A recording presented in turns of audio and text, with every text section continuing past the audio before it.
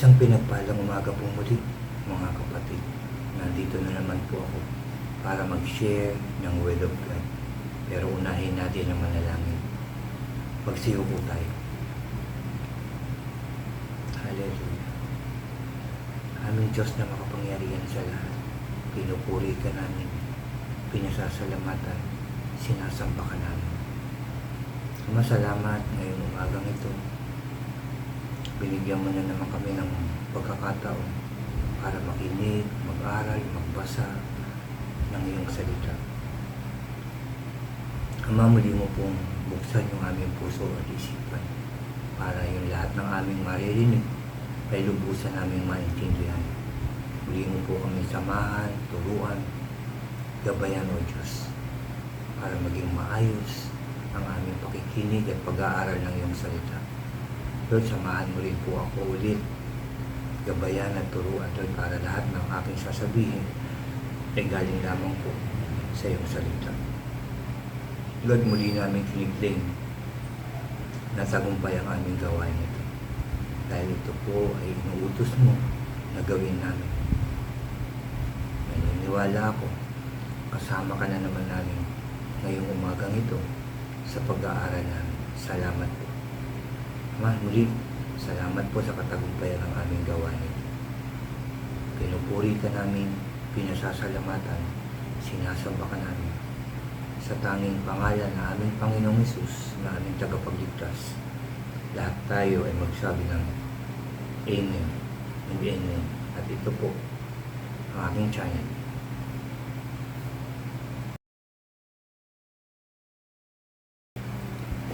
Hello po ulit mga kapatid, isang pinagpalang umaga po muli sa inyong lahat. Bago po ako mag-umpisa ng aking sharing, anyayahan ko lang po yung mga bago dyan sa aking channel na huwag niyo pong kalimutan na mag-subscribe. Paki-like and share niyo po ang aking mga videos at paki-click din po ang notification bell para lagi po kayong updated sa mga bago at iba ko pang i-upload. Salamat mga kapatid, salamat. Sinay ko sa inyo kahapon yung chapter 1 ng Exodus mga kapatid. Patungkol nga ito dun sa pang-aapi sa mga Israelita. At ngayon dito sa chapter 2, may dalawa po ito. Una, ang pagliligtas kay Moses hanggang 1 to 10, verse 1 to 10, at 11 to 25, yung tumakas si Moses. So, mag-umpisa na po tayo. Chapter 2 ng Exodus po. Dito po sa pagliligtas kay Moses. Sabi rito sa verse 1, may mag-asawang buhat sa lipi ni Levi na nagkaanak ng isang lalaki. Napakaganda ng bata. Kaya 3 buwan itong itinago ng ina. Nang hindi na siya maaaring itago, kumuha ang kanyang ina ng isang basket na yari sa tangkay ng tambo at pininturahan ng alkitran upang hindi pasukin ng tubig. Pagkatapos inilagay niya rito ang sanggol at inilagay sa talahiban sa may pampang ng ilog. Ang kapatid na babae naman ng sanggol ay tumayo sa di kalayuan upang tignan kung ano ang mangyayari. Ito na yung pagsilang ni Moses at pag-anod dun nga po sa ilog Nilo. No po. At nakita nga ito kasi nandun yung anak ng paraon na naliligo. Nakita yung inaanod na basket, nakita may bata. At pinaalagaan nga ito, no? Dun mismo sa kanyang ina. Pinalagaan ito ng tagapangalaga at lumaki nga ito. Sabi pa dito sa verse 8, sige, ihanap mo ako. Sagot pa rin, sagot ng prinsesa. Umalis ang batang babae at kinawag ang mismong ina ng bata. Nang dumating ito, sinabi ng prinsesa, alagaan mo ang sanggol na ito at uupahan kita. Kinuha ng ina ang sanggol at inalagaan. Nang malaki na ang bata, sabi rito, dinala siya sa kanyang ina sa prinsesa. At siya ay itinuring na anak nito. Sinabi niya, inahon ko siya sa tubig, kaya Moses ang ipapangalan ko sa kanya. So doon na, no? Lumaki na si Moses at naging isang ding prinsipe nung panahon na yon. At dito naman sa verse 11 to 25, tumakas si Moses. Nang binata na si Moses, dinalaw niya ang kanyang mga kababayan at nakita niya ang hirap at tinitiis ng mga ito dahil sa mabigat na gawain. Nakita pa niyang sinasaktan ng isang Ehipsyo ang isang Hebreo. Tumingin-tingin siya sa paligid nang wala siyang makitang tao, pinatay niya ang Ehipsyo. At tinabunan ito ng buhanin. Nagbalik siya kinabukasan at may nakita siyang dalawang Hebreo na nag-aaway. Tinanong niya ang may kasalanan, bakit mo sinasaktan ang kapwa mo Hebreo? Sino, sabi sa verse 14, sino ang nagbigay sa iyo ng kapangyarihan, mga siwa at umatol sa amin? Papatayin mo rin ba ako tulad ng ginawa mo sa Ehipsyo? Sabi rito, natakot si Moses nang marinig niya iyon.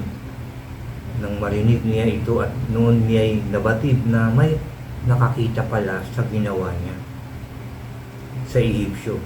Nakarating ang balita kay Paraon, kaya ibig niyang ipapatay si Moses. Ngunit ito'y nakatakas at nakarating sa Midian. Pagdating sa Midian, naupo siya sa tubig ng isang balon. Dumating naman ang 7 anak na babae ng pari roon upang sumalok at ng tubig at painumin ang kawan ng kanilang ama. Ngunit may dumating na mga pastol at itinaboy sila. Nakita ni Moses ang pangyayari, kaya sinakluluhan niya ang mga babae at tinulungan magpainom ng kawan. Ibig sabihin, nangyayari na yung plano ng ating Diyos kay Moses. Lumaki siya, sinilip niya yung mga kababayan niya, nakita niya naghihirap, pinagtanggol niya, napatay niya isang Ehipsyo. Kala niya wala nakakita, pero meron palang nakakita na Hebreo. Kaya sabi, bakit? Papatayin mo rin ba ako kagaya ng ginawa mo sa Ehipsyo? Doon siya nag-alala na meron pala nakakita sa aking ginawa. Kaya tumakas siya. Bago pa siya ipahanap at ipapatay ng Paraon, nakatakas na siya. So lahat, plano ng ating Diyos sa Kanya. Kaya lahat yun, hindi pagkakataon, hindi aksidente, kundi plano ng ating Diyos.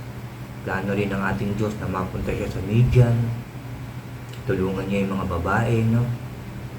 Dahil isa ron ay magiging asawa niya at dun nga siya magkakaroon ng pamilya. Ano po, lahat yun, lahat ng pangyayari, lahat ng nangyayari ay plano at kalooban ng ating Diyos. At yun nga, sabi sa verse 18, maaga nakauwi ang mga babae, kaya tinanong sila ng kanilang ama, si Raquel, bakit maaga kayo ngayon? Sabi ganyan. Tinanong sila ng kanilang amang si Reuel, bakit maaga kayo ngayon? Mangyari po, ipinagtanggol kami ng isang Ehipsyo laban sa mga pastol. Isinalok niya kami ng tubig at pagkatapos pinainom pa niya ang kawan. Sagot nila, nasaan siya? Bakit di niyo siya isinama rito at nang makasalo natin sa pagkain? Tanong ng ama. At ipinatawag nga si Moses. Mula noon doon na nanirahan si Moses at pinakasal sa kanya ni Jethro, ang anak nitong si Sipora. Dumating ang araw na si Sipora ng anak ng isang lalaki. Sabi ni Moses, ako'y dayuhan sa lupain ito, kaya tatawagin kong Gerson ang batang ito.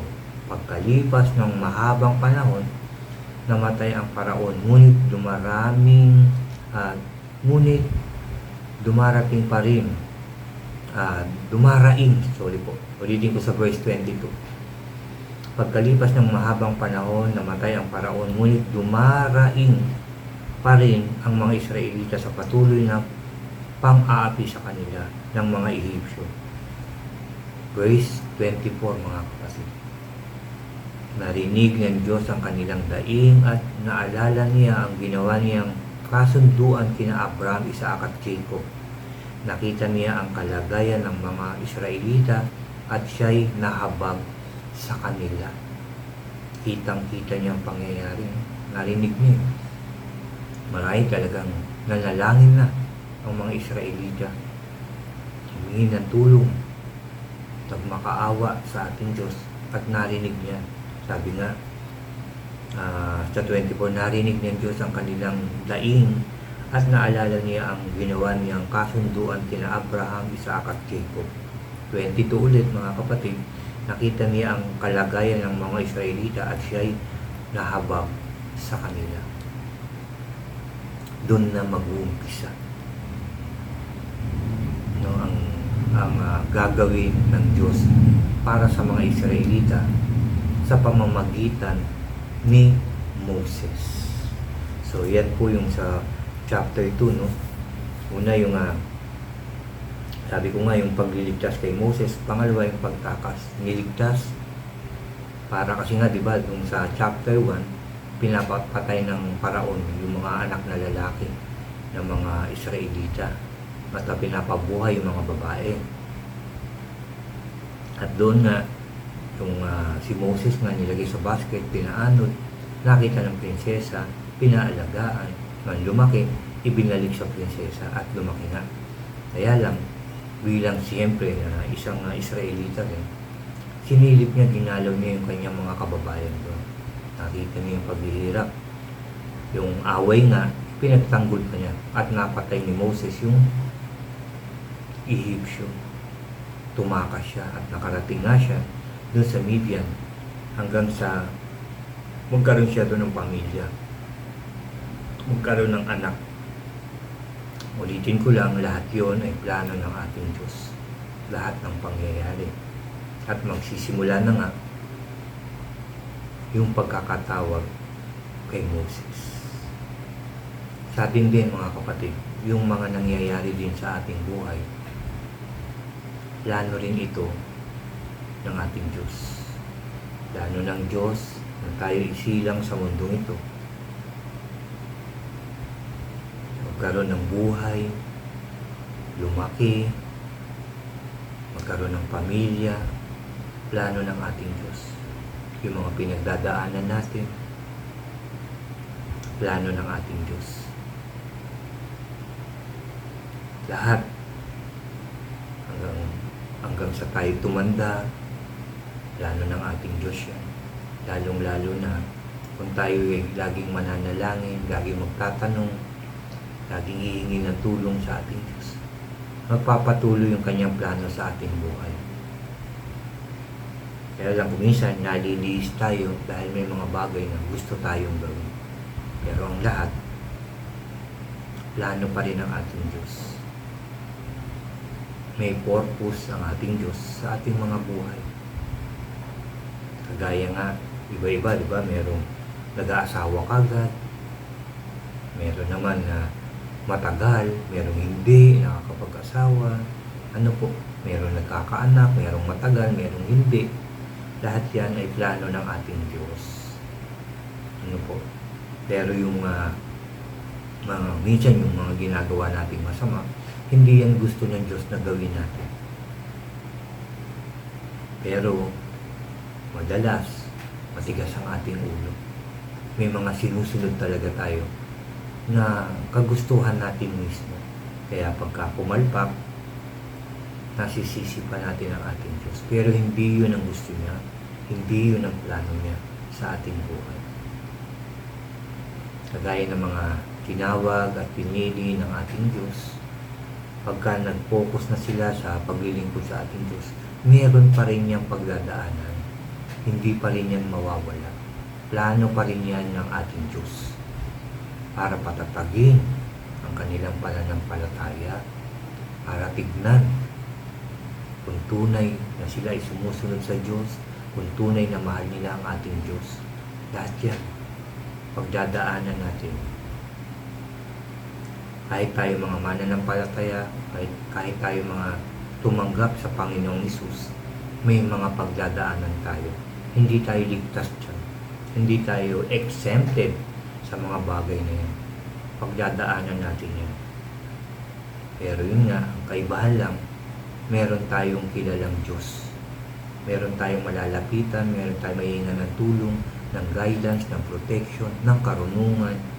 Meron tayong maiingan. Pero, tandaan po natin ito, dadaan pa rin tayo sa pagsubok. Habang lumalalim tayo sa pananampalataya, meron pa rin tayong pagdadaanan.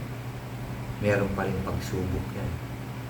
At kailangan mapagtagumpayan natin yan hanggang sa pagbabalik ng ating Panginoong Hesus. Diyan masusukat, diyan malalaman kung tayo ay naging tapat sa ating Diyos.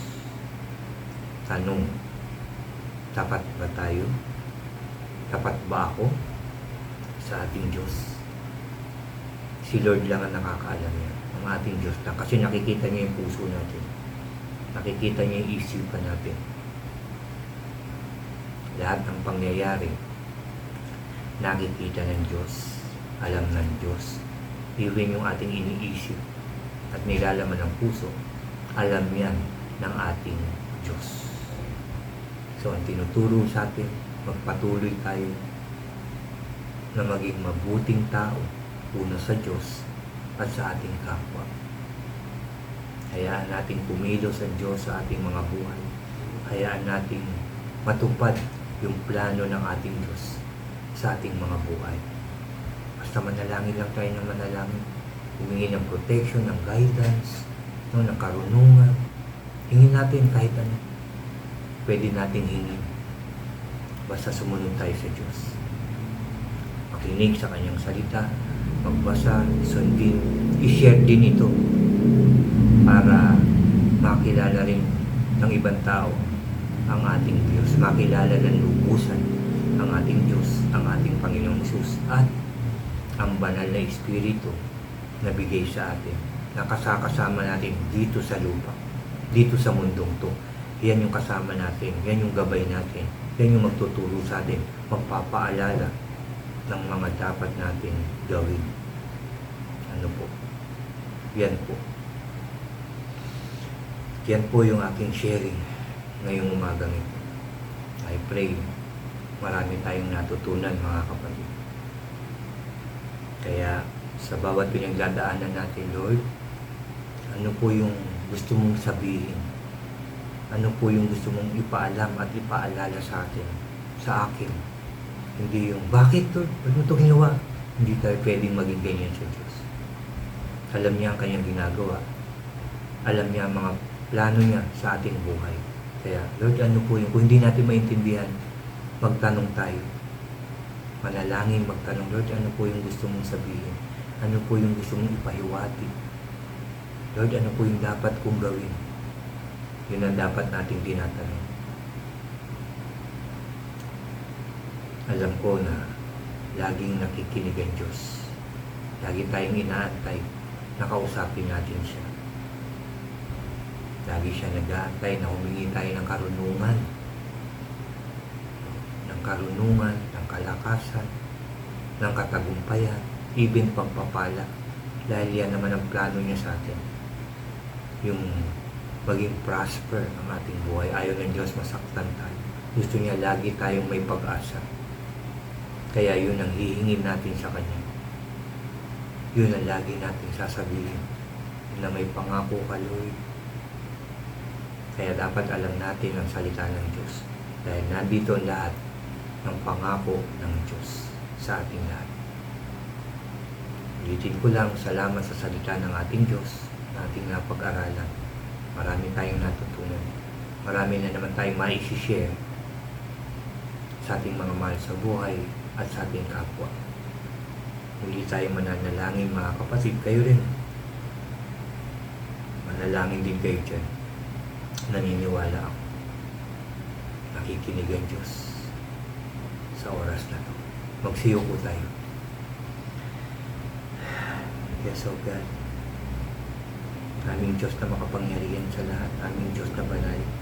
Muli ka namin pinupuri, pinasasalamatan, sinasamba ka namin ng Diyos. Masalamat na naman sa iyong salita na aming nabasa ngayong umaga. Salamat, muli mo kaming kinausap, pinaalalahanan, tinuruan. Salamat. Lord, natutunan namin na lahat ng nangyayari sa aming buhay, ito po ay plano mo. Lalong-lalo na yung mga napakagagandang nangyayari sa aming buhay dahil lang gusto mo yung maging maayos, masaya, payapa, punong-puno ng pag-asa ang aming buhay. Salamat po, Lord. I pray na hindi kami laging magtatanong ng bakit ganito, bakit ganyan, O Diyos. Kundi ano po yun, O Lord. Lagi kami magtatanong ng ano po yun, Lord. Ano po yung gusto mong sabihin? Ano po yung gusto mong ipahiwati ko, Lord? Yan ang dapat namin itanong sa iyo, Lord. Lagi kami hihingi ng karunungan, Lord, para malaman namin ang tama at mali, Lord. At laging bukas ang puso, Lord, sa iyong mga salita. Salamat po, Lord, sa aming gawain ito. Salamat. Patuloy kami nakakapakinig, nag-aaral, nagbabasa ng iyong salita. Ito rin ay kalooban mo, Lord. Salamat po. Salamat sa lahat, Lord. Salamat. Lord, ano man na pinapanalangin ng mga tao ngayon, ng mga na kasama ko sa pag-share ng Word of God na ito, Lord God. Ano man yung kanilang hinihiling, I pray, Lord, sa pangalan ng Panginoong Hesus, ito rin po ay yung ipagkaloob sa kanila. Ayusan ng buhay, kalakasan ng katawan physically, kagalingan sa sakit at karamdaman, ayusan ng pamilya, trabaho, negosyo, mga hinihingi sa iyo, Lord, bahay, sasakyan. I pray, pakinggan mo rin po sila, tugunin mo rin po sila, Lord, sa pangalan ng Panginoong Hesus. Salamat sa lahat, Lord, dahil naniniwala ako na pagpapalain mo ang bawat isa na patuloy na sumusunod sa iyo, patuloy na nagiging tapat sa iyo, Lord, sa pangalan ng Panginoong Hesus. Pagpalain mo rin po, ingatan, gabayan, proteksyonan ang iyong mga lingkod na tapat sa iyo, Lord, sa pangalan ng Panginoong Hesus. Salamat po, Lord God. Salamat, Lord Jesus. Salamat, Holy Spirit. Salamat for all the blessings, guidance, and protection sa amin lahat. Salamat po dahil magtatagumpay kami sa pangalan ng Panginoong Hesus. Salamat po muli, Lord, sa inyong kabutihan, sa inyong pagmamahal sa amin lahat. Salamat po, Lord. Salamat po. Salamat po. Muli, pinupuri ka namin, pinasasalamatan, sinasamba ka namin sa matamis at makapangyarihan pangalan na aming Panginoong Hesus, na aming tagapagligtas. Lahat tayo ay magsabi ng Amen, Amen, and Amen po. Amen. Narinig niya Diyos ang ating panalangin. Narinig niya yung inyong mga sinabi, mga kapatid. Kaya paniwalaan nyo, panghawakan nyo, at ito ibibigay ng ating Diyos. God bless po sa inyong lahat, at God bless po sa ating lahat.